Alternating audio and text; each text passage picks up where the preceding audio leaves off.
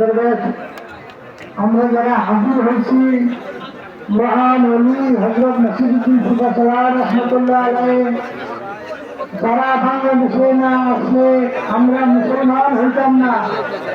যার আগামী রাজা গোবিন্দ দ্বারা ভঙ্গ করছে সেই মুসলমান আমরা যারা হরিয়াল্লাহ দরবারে আমরা আছি। আমরা পাক পঞ্চতমের বিশ্বাসী, আমরা আলীর বিশ্বাসী, আমরা বেলায়েতের বিশ্বাসী। বেলায়েতের বিশ্বাসের মধ্যে এই যুগে এই সময় এই টাইমে বাংলা যা কিছু আছে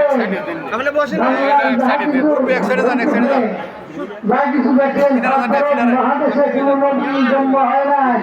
এখানে লা ইলাহা ইল্লাল্লাহ মুহাম্মাদুর রাসূলুল্লাহ সাল্লাল্লাহু আলাইহি ওয়াসাল্লাম এই পাক প্রভু যে বলতে বলে আমি আমাকে রাসূল সুন্নাহ গুরু রাহমাতুল্লাহ আলাইহি তাদের সদাই মাকারাতের মনে সাথে কিছু হয় না। তাই আমাদের যে নবী মানুষ বলেছেন লা ইলাহা ইল্লাল্লাহ মুহাম্মাদুর রাসূলুল্লাহ।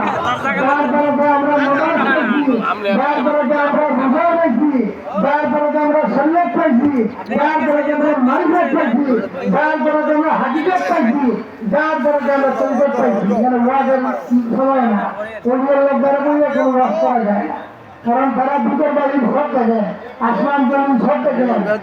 কোরআন শুরু করে আছে আল্লাহ আমরা বাংলাদেশে আমরা যেসব জিনিস যেসব দরকার বাংলাদেশে এখানে আমরা সব প্রতিবাদ জানাই। আমরা কিন্তু রাজনীতি করি না, আমরা একটা রাজনীতি করি, রাজনীতি আমরা করি।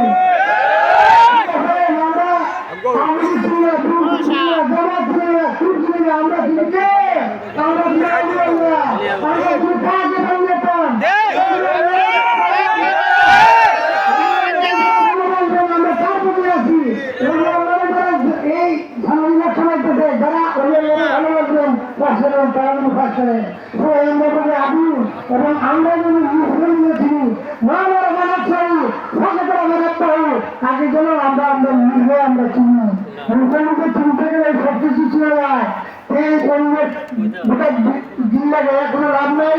আমরা আছি কার ব্যাপারে হযরত নসিরুদ্দিন ফুকাসালাম যে জন্মগ্রহণ করেছেন বাগদাদের 15 বছরে দুই কর্মস্থল এখানে প্রতিমধ্যে হযরত সাধারণ রহমতুল্লাহ আলাইহির সাথে সাক্ষাৎ করেছেন। উনি প্রধান ঘটনা আছে। এই জায়গার নাম ছিল চট্টগ্রাম দুর্গাল। এইভাবে এখানে রাজার নাম ছিল আশাক নারায়ণ আর গৌরব রাজা ছিল গর্গবিন্দ।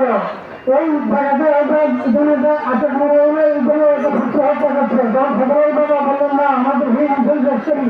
গৌরব মিশন শেষ করে যখন আসলেন তখন আমরা ইস্তার দাম এর থেকে ইন্টারনেট হলে পর সেই সরকারের ছিল আশাক নারায়ণ। জানেন বলে গেছেন আমি যদি মারা যাই আমার মাজারটা উত্তর পূর্ব চিনি দিও, কিন্তু এই মুখটা হওয়ার সাথে সাথে দুর্বল হয়ে গেল। একদম বলুন না ওইটাই আর একদম না যে সারা সংঘাত মতো হবে। সারা সংঘাত মতো উত্তর দেওয়া হলো 40 শতাংশ দেওয়ার পরে যার মাথা ভরে গেছে